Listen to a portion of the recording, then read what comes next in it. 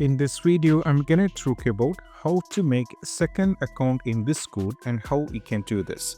So if you wanted to make a second account in the Discord, this is what we have to do.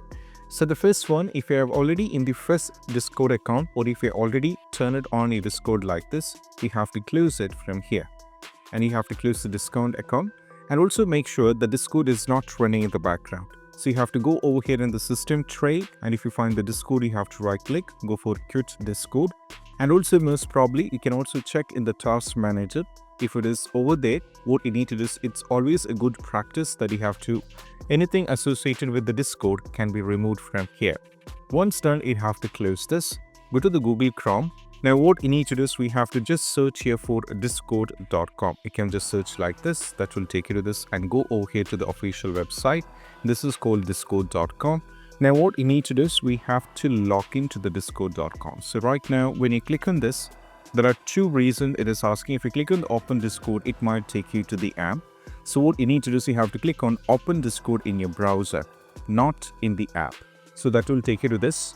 Now as you can see, it has already taken me to this as well. Now from here, what you need to do is we have to go to the Google Chrome. Now you need to type here for discord.com and you have to get into the official site over here.